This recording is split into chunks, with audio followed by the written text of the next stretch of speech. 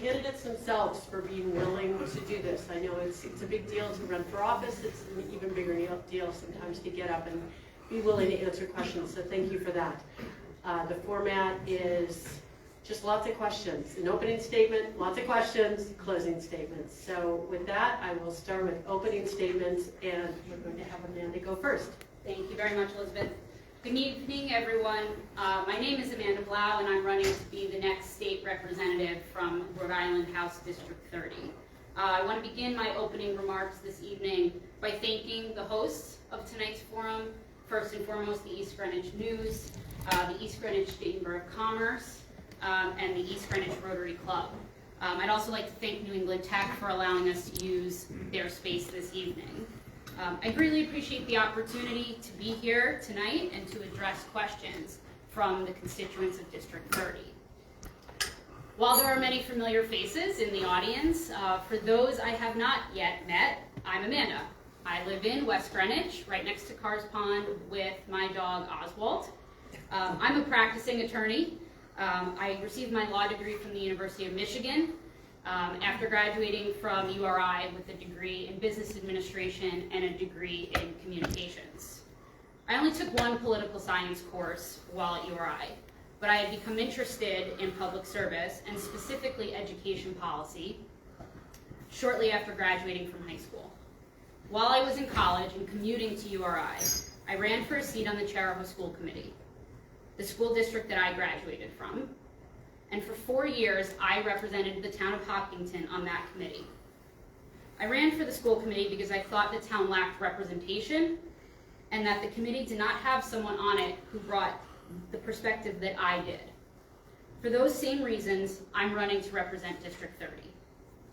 First, to offer a different perspective than the current representative and to bring public service and representation back to this seat. I believe that over the course of the next 45 minutes, you will see some important differences between us, and that by the end of the night, I will have earned your support. Thank you.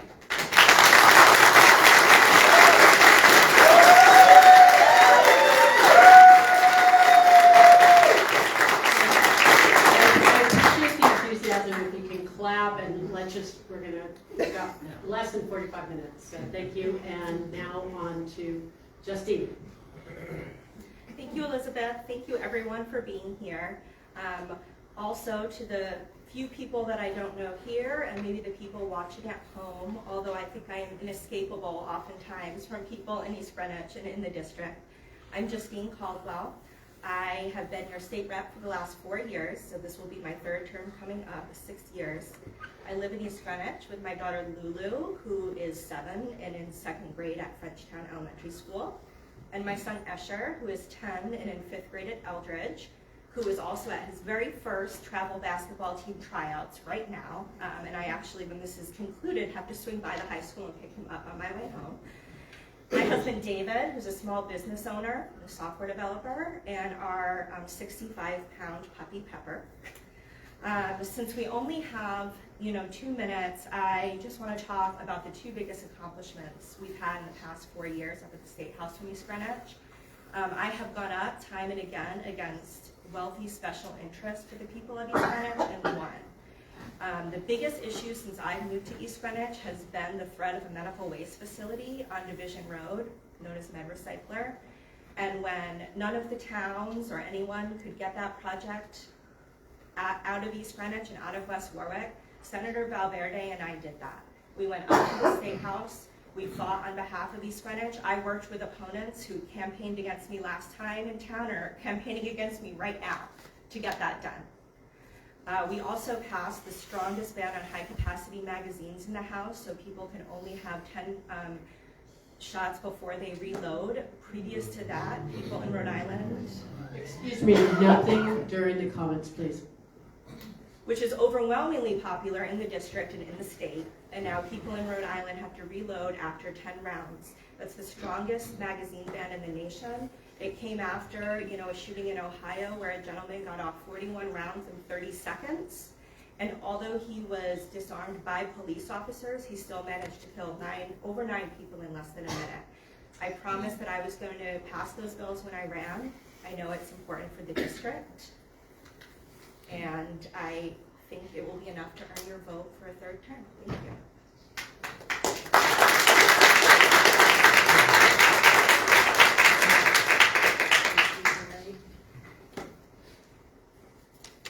This is for Justine first. Should the state legislature take a role in school curriculum issues, how do we teach children about both the positives and the negatives in our country's history? Thank you. The state legislature does take an active role in school curriculum. This year, we passed a bill in the House sponsored by Barbara Ann Fenton Fung to include Asian American history and curriculum. We passed a bill, I believe, by Chairwoman Anastasia Williams to include African American history. I believe we also passed a bill by Representative Lauren Carson to teach about climate change and climate action in schools. So we do take a very active role in telling RIDE what we believe and our constituents believe students should be taught in school. Amanda? Sure. So I agree that the state legislature has some role in directing RIDE and in directing curriculum. And there is a way to teach all American and world history, the good, the bad, and the ugly, in a politically neutral manner. And it's RIDE's, obligation to put out curriculum. But it's also important that parents and taxpayers have access to that curriculum if they want to see what's going on. And I think, there is an important role in holding RIDE accountable. I mean, our RIDEcast scores are being upheld right now, and I think that's also important information for local school committees and local towns and parents to have access to, and to make sure they can hold the towns accountable and the schools accountable. Actually, Elizabeth, let me use one of my three. Okay. Candidates have 3 opportunities to rebut, and Justine is taking that, a 1-minute rebuttal. This is not specifically to rebut anything that Amanda has said, but I just want to make it clear that parents do have access to a lot of these things. It is a myth and an attack on teachers, an attack on public education, the rhetoric surrounding this. My 2 kids go to Frenchtown and Eldridge. In my email box right now, I have PowerPoint presentations from both of their teachers about what they're learning for the entire semester, what they're learning about, what their role is, what the curriculum is. I have all of that. I have never once had anyone from East Greenwich come to me and say, I need this from my child's teacher, and they will not give it to me, because that simply just is not happening. Thank you.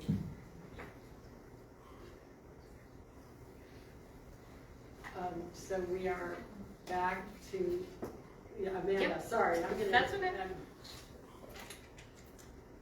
Do you think elections in Rhode Island are fair and secure? If not, what do you think needs to be done to make them more secure? And what are your views on early voting and voting by mail? So I think the Rhode Island election system is secure. I do think that the voter rolls could use further cleaning up. As someone who spends hours every day looking at them and going door to door, I can tell you, sometimes you don't find the people at the house that the voter roll says live there. So there's definitely more work to do on cleaning up the voter rolls. I think early voting and mail ballot voting are good options. I voted by mail all 3 years I was in law school, and I voted early this year in the primary so that I could be at the polls on primary day. I plan to vote early again on election day. I think the window of time could be shortened. I think the numbers from primary day show that a lot of people voted in the right before election day, the Monday before, or even the 5 days preceding. I don't think it needs to be as long as it currently is. Thank you. Justine, same question. Thank you. Yes, absolutely. Our Rhode Island elections are safe and secure. In my last election and our senators, there are people, our opponents, people, in this room who thought our elections were stolen just right here in East Greenwich. So if folks don't think that that kind of scare tactic and fear mongering is a problem, it really is. We have safe and secure elections here in Rhode Island. I was very proud to support the Let Rhode Island Vote Act, which did brought in that early voting period and the use of mail-in ballots. I like to vote on election day. It is, a holiday in my house. And so I have not early voted in a long time, but I know it is very useful for people. You know, when I think about our teachers, for example, we have election day off here in East Greenwich, and our teachers are supposed to be hosting parents for parent-teacher conferences all day. So, you know, it's not always easy for folks to get out there and vote on election day, so I think they work well. And I agree with the senator that we should have same-day voter registration. Thank you.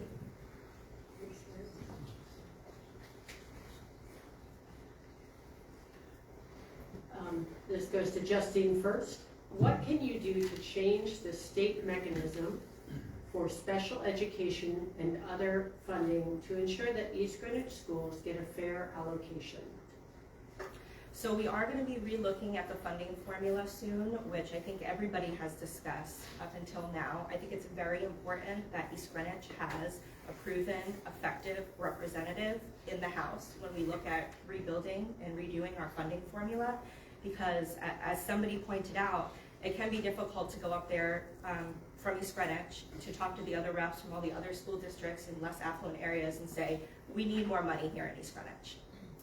So the special ed formula is a place that we really want to make sure we're getting every amount that we can, because that should be even throughout the districts based on the amount of kids we have in the system.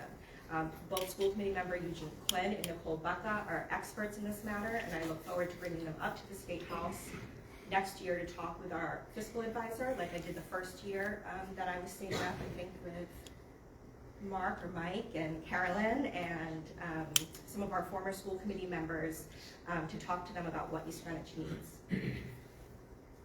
Thank you. Amanda? Thank you. So the last time the funding formula was adjusted in the state, I was serving on the Chariho School Committee. So I was very involved working with my state reps from Hopkinton and the other districts in Chariho on what it meant for school districts to be impacted by the change in the funding formula. District 30 has both the East Greenwich public school system, but also has the Exeter West Greenwich school system. And so you need a representative who's going to be able to advocate for both towns and be able to balance the interests of both school districts and make sure that, you know, when I was on the Chariho School Committee, the regionalization bonus was taken away. Transportation costs are higher for bigger rural regional districts.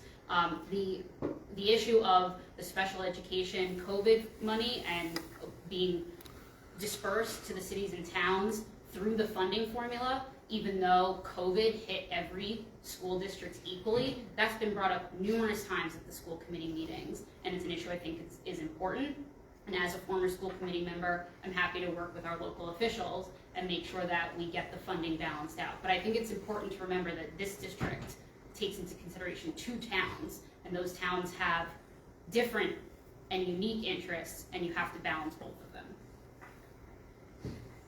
Thank you.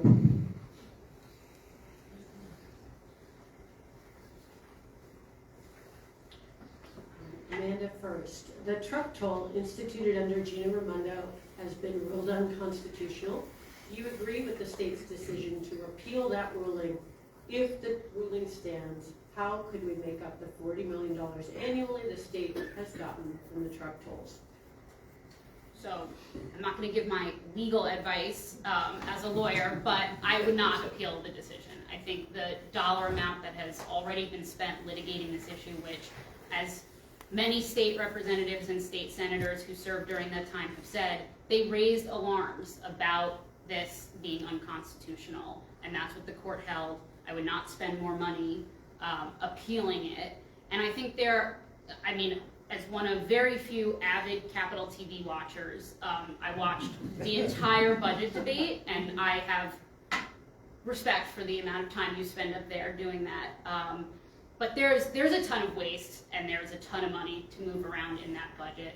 There's a lot of tax credits that go to special interests, and we can fill budget holes where we want to prioritize certain things. And so if we want to stop discriminating against the truckers and we don't appeal, we can fill that budget hole. There are a number of other issues that we can make a priority and find funding for through the budget process, and we don't need to tax anybody to get those additional funds. There's there's plenty of money spent in a $13.6 billion budget for the smallest state in the country. Thank you. Justine? Thanks, Elizabeth. So the news about the appeal about the truck tolls came out a few days ago. I'll be honest, I'm kind of agnostic on the appeals process, and I'm more focused on what happens after the appeal is upheld or denied. You know, we're going to have, as Senator Valverde pointed out, we need this money for our infrastructure. You drive around, our roads are crumbling, our bridges are crumbling. We do need to make up that money somehow, and we will figure out how to do that. Further, I find that this conversation about truck tolls is often brought up to talk about how eventually we're going to toll cars, eventually we're going to toll cars. We are not going to toll cars. There's no appetite in the General Assembly or the House of Representatives to toll cars.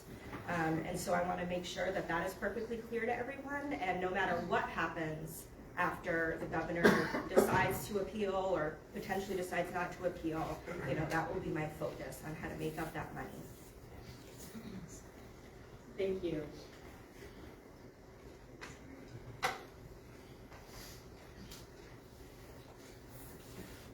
This is to Justine first. The state mandate for 10% affordable housing does not take into account mobile homes. East Greenwich has 97 mobile homes. I'm sorry, I don't have that figure for West Greenwich. But in East Greenwich, if we added those to our total of affordable housing, that would get us to 7.2% as opposed to our current 5.5%.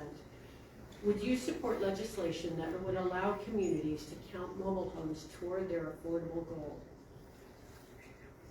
Well, any property that fills the definition of what a low income and affordable housing means by the law should be counted towards it. But the point of affordable housing and the 10% goal is not to say how many homes that we already have can we count towards this goal.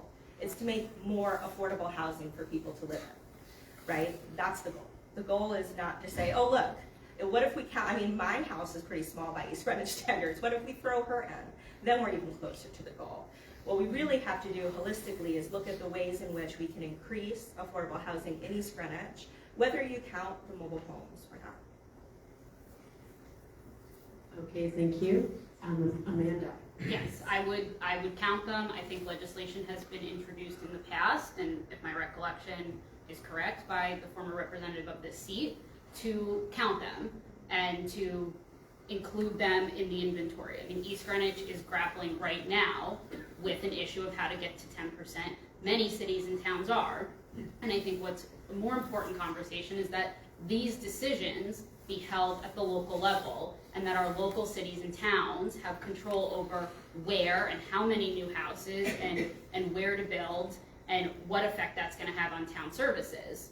My opponent voted on a package of 10 affordable housing bills this year that takes local control away and puts it at the state level, and we're starting to, you know, see the effects of that right now.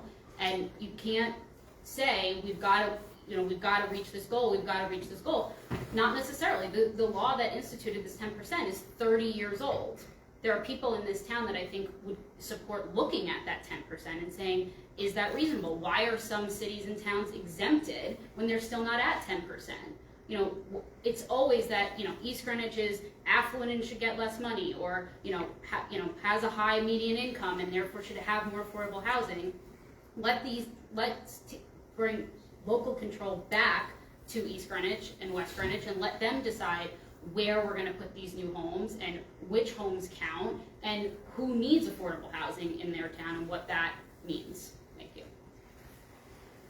Elizabeth, I get to respond, right? Because she brought up my votes. Yes. Okay, thank you. So we did, as I think Representative Chairman Shanley pointed out, really prioritize affordable housing this year in the House of Representatives, which is wonderful because we're in a crisis and people need a place to live, and they should be able to live in East Greenwich. And the problem, as Amanda points out, that bill is 30 years old, 1991, the one that affects the 400-unit development that people are thinking about. You know, that probably hasn't been used until the past 2 years here in East Greenwich and around the state. No Republican has ever tried to undo it. No Democrat has ever tried to undo it. now if it's something that's being used and it's not working for the towns, well, now is the time to go up there in January and say, this actually isn't working for East Greenwich. It's probably not working for some other cities and towns. And I've talked to people at their doors, I've talked to people on the phone about some ideas that we, could do to make sure we have more local control. But I work very closely with our town council, and the idea that we have wrested away local control from East Greenwich is simply untrue.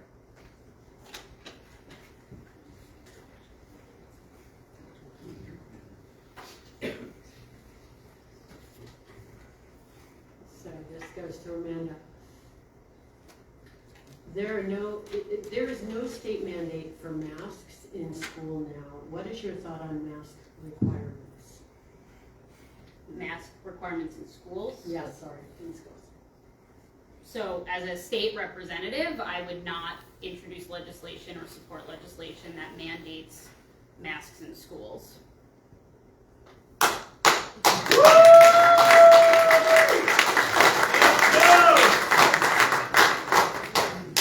Well, you are all going to have to get ready to put your hands together again, because when I yelled hallelujah when the kids got to remove their masks here at EG, I have a son, like I said, who had moved to the East Greenwich schools that year because of difficult circumstances, who was significantly impacted socially and otherwise by having to wear a mask in school. And I was overjoyed when that day came, and I am overjoyed that that seems to be behind us and would not be, looking to make that an issue again. Elizabeth, I'm going to use a rebuttal if you don't mind. Yes. Thank you. And you forgot to clap because I said the same thing. Again, like I said, I watch an extensive amount of Capitol TV, and so some of the bills,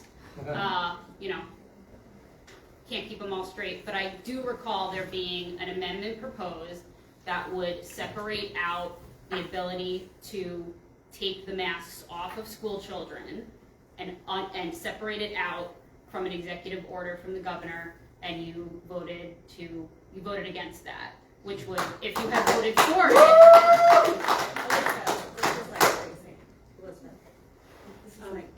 Yeah, no, I agree. If you just don't hoot and holler, if you want to clap after somebody's finished speaking, that's terrific.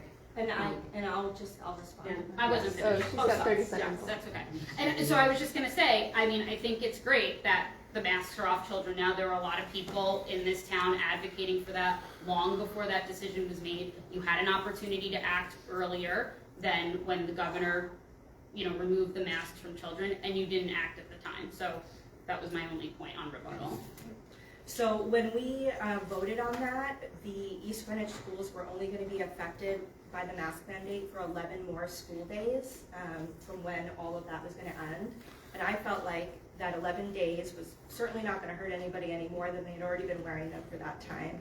And also it gave the teachers, it gave the administrators, and it gave the parents and students time to get vaccinated if they had not become vaccinated yet, now that kids were not going to be wearing masks in schools. Thank you.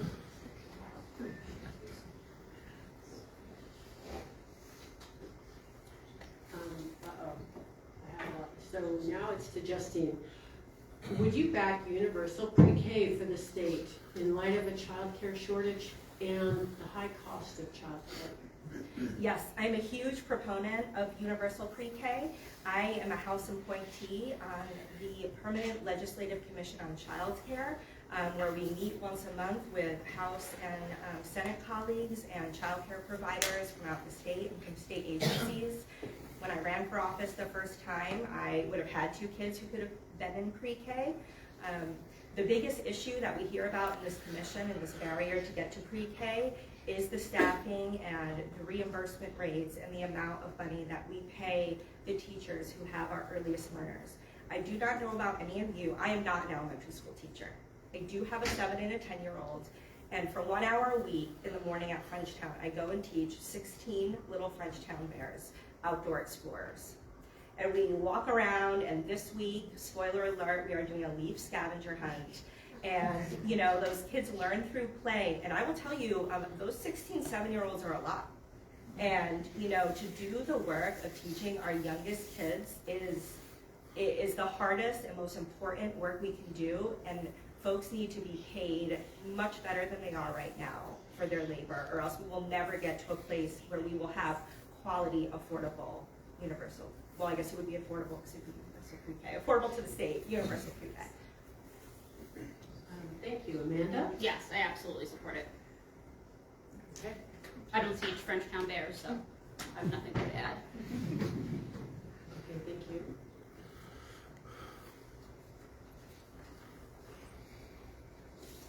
Amanda, what do you think of Rhode Island's recent gun laws? Should Rhode Island go farther? No, I don't think Rhode Island needs to go any farther with its gun legislation. I think the laws that were just passed this session went too far. I think even the magazine capacity bill that Representative Caldwell sponsored is the harshest, strictest gun law in the country, and a magazine capacity bill without a grandfather clause has been legally untested in this country. I think the assault style bans that have been proposed, they also are the furthest in the country. I think on an issue like this, where you are constantly balancing impeding on people's constitutional rights with community safety, it is important to be thoughtful, and it is important to be measured on these issues. And I don't think we need to be first to do everything. I think we need to be best at doing everything. And I think this is I think this is an incredibly sensitive issue because I think we can all relate to the feeling of what we see on the media when there's a mass shooting, or when there's a string of homicides in our cities, or when we hear about a suicide in our town. But you have to balance the constitutionality of this right, and I'm sure we're going to get to other constitutional rights where there's a balance between infringement and providing for community safety. Thank you.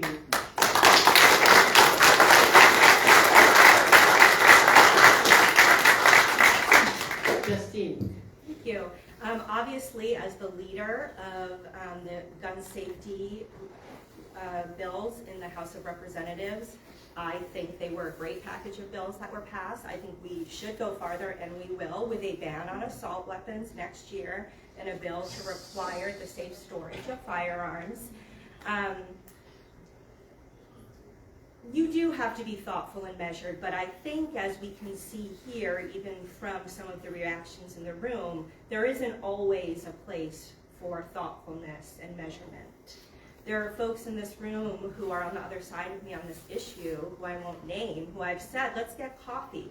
Do you want to talk? Do you want to compromise? No. The folks from the Second Amendment Coalition, they don't want to compromise. They didn't want to compromise after 21 kids were murdered in Uvalde while an entire police force sat outside. It is not the harshest or the strictest, it is the strongest ban on high capacity magazines in this country. And I think for that, the majority of East Greenwich voters, the majority of Rhode Islanders are proud and happy, and their kids are going to be safer at school, and you're going to be safer in the grocery store, and at church, and at, a music festival. Excuse me, I really need people to stop interjecting, because I told these people I was going to give them a platform where they could speak and they wouldn't be interrupted. And it went really well last week. It's gone well for all the other candidate forums. If we want our candidates to be able to tell us what they think, let's let them do that. Afterwards, if you disagree, you can write letters, you can, but right now, let's just give them the dignity of hearing them out, okay? And that is exactly why we don't have that this issue is so polarized. I'm going to use a rebuttal if Justine's done. Justine, are you done? think so. You have Sorry, 30 seconds I left did if kind you of want. cut you off. I apologize, and Amanda? Yes, Yeah, so sorry. I mean, everyone, this is this is one of the reasons I ran for office. Gun safety, my son was 9 months old when Sandy Hook happened. You know, the other side of folks on the gun debate have come to the State House and said I should be strung up outside and brought back in a body bag. They have called my house and they have told me that they will come to my house and show my family and I what an assault weapon can do. No one is going to intimidate me to not fight for these bills on behalf of all of your kids and all of your families. And we're going to prevail, as we have every single year since I've been at the State House. Okay, it's now Amanda's turn to rebut for 1 minute. Thank you. So I just want to say, I mean, I haven't gone up to the State House to testify, but I have seen you in committee hearings, and discourse and collegiality goes both ways. And as a representative and as a leader, I have watched you be disrespectful to experts who come to testify, fellow lawmakers, and people who come in, ask questions and push back on your bills. And there are times where you can't defend the legislation. You say, well, the Attorney General will defend this. It's not the Attorney General's job to defend your legislation. Or you'll say, this is just a conversation starter. A conversation starter on legislation happens over drinks or over coffee, not before you put pen to paper. And there was a bill that you voted against that would require the Attorney General to produce a report that would give us gun violence statistics and a way to use data and to be measured and thoughtful, and you voted against it. So this seems to be a pet issue and one that you will just take all the way to the extreme, and I don't think that you are open to balanced or measured approaches in this issue. Yes. Yes. Can I just ask one question, Elizabeth? Yes. So anytime I mention her legislative record, she gets a rebuttal? No. Okay. But you mentioned my behavior. She's had 3. No, this is, Yeah. that's not. This is going to be her third. Okay. No, it's not. It's okay. I'm sorry. Hello. What I'm looking for here is for them to have a discussion. So if after Justine talks and Amanda wants to talk again, she will be allowed to, and it won't count against her. This is a really awesome opportunity for us to be able to hear from them, and I'm hoping that you guys can help let that happen, okay? I understand this is not, I understand we're all looking and counting, but I'm hoping that you guys can allow these two to discuss this as they are. Well. So I was not counting, but it was my understanding that when one of the candidates mentioned behavior outside the forum, that was not included in our rebuttal counts. Elizabeth. That is accurate from last week, and I will admit that And the email that we you don't sent have, us. and we don't, I'm an imperfect person. We are doing this and trying to present as clear a form as possible. So I apologize for any miscommunication, and I just wanted to clarify that I don't have a legislative record. So if it's But I can talk about you outside of what you're doing. Okay, I just wanted to make sure that it wasn't about every time I mention a bill that you voted on being outside of this forum, because that would be her entire role as state representative. okay. Okay, thank you for clarifying. Okay, so I'm gonna now take my time, not in one of my rebuttal remarks. The gun issue, as everybody can see here, is difficult. People come up to the State House. One of my colleagues remarked when we voted on my bills that we had to be scared of the people in the gallery, and they didn't even have guns. It brings a lot of high intensity. They were banging on the doors to get into our chamber. They come up and make a lot of threats. It's not a pet issue of mine, and I find that actually very offensive to people who have lost children to gun violence. What I will say is this idea that I am disrespectful and intolerant and anything is that, somebody who is campaigning with our former town council president, who said, and I'm sorry to, I think, Amelia and whoever else is out there, but said to a town employee during negotiations, I'm gonna cut off your balls and feed them to my goddamn dog, actually does not care that much about decorum and public officials and cares more about trying to create problems. That is so inappropriate for you to bring that up. So inappropriate. All right, Classless. if you want to stick with the issue of guns. Well, no, because she brought up not. I understand, She but brought let's, up- you may address your. And it's about, she addressed the lack of decorum. All right, She's talking I'm about going to your switch to Amanda if you want to have anything to say. Yeah, so I'm saying that when I watched you on television, in your role as a public servant, you were disrespectful to fellow lawmakers and you were disrespectful to members of the public. I am campaigning on my own integrity, and I am campaigning by myself and running a race that I am proud of. Other people who are supportive of me is irrelevant to my positions on issues and your positions on issues. There are people across this state that I am sure you do not want to be held to account for every single thing they've said and every single thing they've done because you are in the same political party. If we're going to go down that rabbit hole from 2018, then I will step away and bring someone up here who you want to spar with. I want to talk about the issues, and I want to talk about your role as a public servant, not what was said at a town council meeting 4 years ago.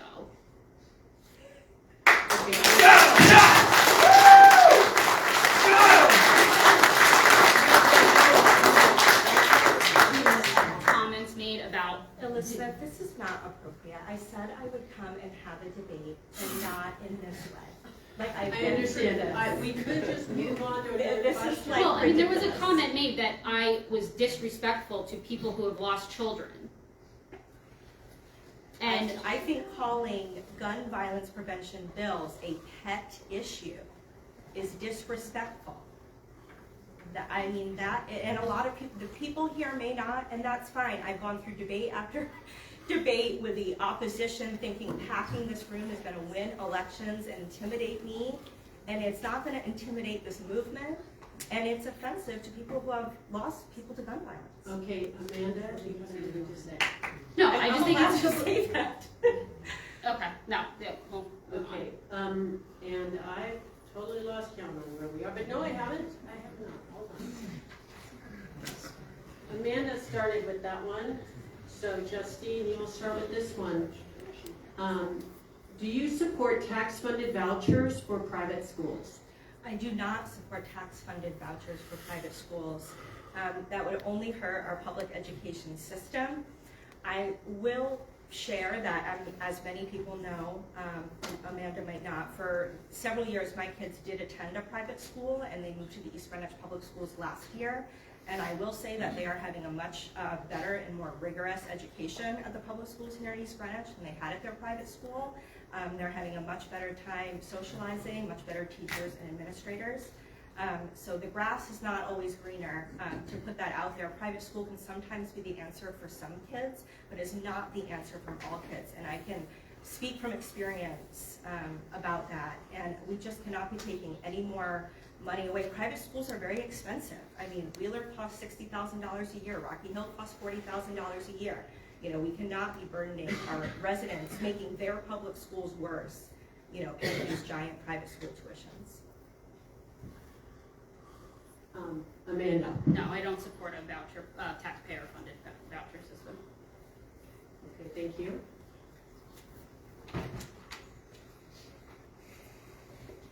Thank you. I think this is the last question. We'll start with Amanda.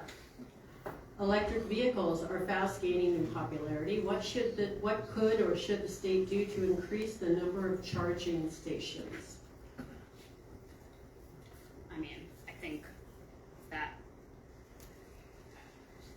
I mean, I think that relying solely on electric vehicles to solve the climate change issue is, you know, short-sighted and counterproductive. I think we could, you know, put up a few more charging stations, but I don't feel strongly about advocating for that when it comes to climate change.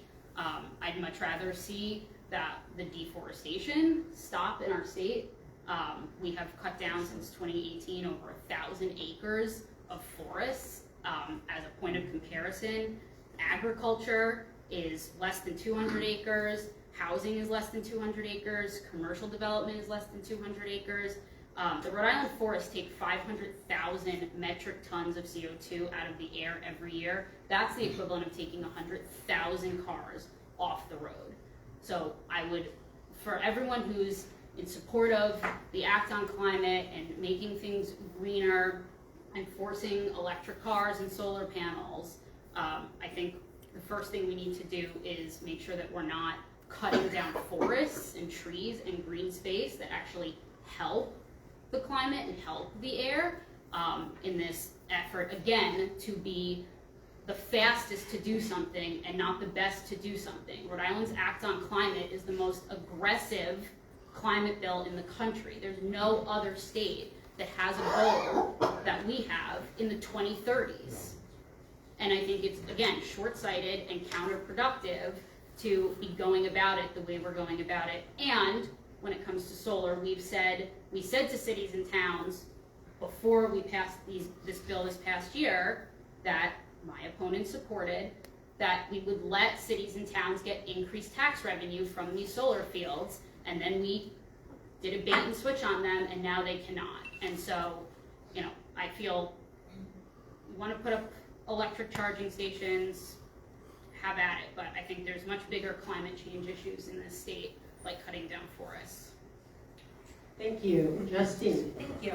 Yeah, so that's a simple question. We can just put up more charging stations. There are a lot of charging stations at, rest stops and park and rides and all of that stuff, and we should have more of them. But some of the concrete things I want to do, I think just like Doreen spoke about, I just had to go buy a new car. It's a very difficult process right now, and it's very expensive. We were looking to potentially buy a plug-in hybrid or electric car. So of course we looked at all the laws about what rebates we would get and all of that kind of stuff. First of all, you can't buy an electric car now if you want one. You can have one. You can be on a waiting list and get one in like a year, which is a little bit of a problem. But also in our state, we passed a law that would give you a rebate if you bought an electric car, which I voted for, but not if that electric car was more than, I believe, $45,000 or $50,000. And unfortunately, electric cars and plug-in hybrids are very expensive right now. For whatever reason, and because they're novel and because there's not a lot of them. And so I would be looking to repeal that, and no matter what price of electric car you buy here in Rhode Island, you would be eligible for the tax rebate, because I think that would incentivize more people to buy them, and I think that they should get them, that you shouldn't not be able to get an SUV, because like the SUVs all cost more than that. And so I think people should get the rebates for those. And then go plug them in at one of our metting charging stations. Okay, thank you. It's now time for closing statements, and we will start with you, Justine. Oh, okay. Thank you. So thank you everyone for being here tonight. A lot of times, I talk to a lot of folks in town, a lot of moms and dads at school, a lot of people on the soccer sidelines, and people are like, how do you do this job? I could never do that. It's a lot of time, right? It's a lot of sometimes animosity, it's difficult. And it is not easy. It was not easy when Senator Valverde and I went up against rich special interests, and also in the House, legislators much more powerful than me who wanted to bring MedRecycler to East Greenwich. But we formed a coalition. I kept that coalition together in the House, and we passed that bill. It is not easy to go up against the NRA and the gun lobby, and I think that is very clear. They try to be aggressive and intimidating and muddy the waters about what is the reality of these gun bills and what do they mean. But I went up against them, and we won, and we do have the strongest magazine ban in the nation. It wasn't easy to go up against the liquor lobby and lobby for our small businesses here in East Greenwich when I work with Line Cider, to make it easier for small businesses and breweries to sell their product directly to consumers. You do not want to mess with the liquor lobby. We did that. It's not easy to go up and talk to your colleagues from very disadvantaged communities and say, we need more money for East Greenwich. But we did that. In the years that I've been here that we have needed more money for East Greenwich schools, I have brought that back. I have gone up against powerful special interests, against leadership, against anyone that I needed to deliver what the people of East Greenwich needed, and I will continue to do that in the State House, and I hope to earn your vote. Thank you. Thank you. Amanda? Thank you. So thank you again to the hosts, and thank you everyone for coming this evening. I think this was by and large a helpful discussion for voters. I think you've seen a difference in philosophy over whether the government at the state level should be large and controlling and spend money at a rate that is unsustainable, or whether we should have local control and send money back to taxpayers and support local businesses. I think you've seen a difference in policy priorities, supporting small businesses, promoting public education, lowering taxes for people in this state that are struggling. My opponent has voted against a number of bills throughout the budget process this year that don't cut taxes and make it harder for people to afford their home heating oil or their gas or their electric bills. I also think you've seen a difference in personality and leadership and representation. And it is all too often that I hear, going door to door over the last 6 months, I don't get my emails answered, I don't get my calls answered, I don't get responses. I need help with X and I don't get it. Public service is incredibly important to me. I have been in public service since I was 20 years old. And the role of a state representative is to serve your constituents, all your constituents, East Greenwich, West Greenwich, those you agree with, those you don't agree with. And I think saying we built coalitions and I'm bipartisan and I work across party lines, I think that's all well and good if you can stand up here and say it for 45 minutes. But your record shows that you don't. And it is public and it is available to anybody who thinks I am here to intimidate you or that I am here to miscategorize anything. And so I think there is a choice in November. It is between a difference in philosophy, a difference in priorities, and a different way of serving the public. So I hope I've earned your support.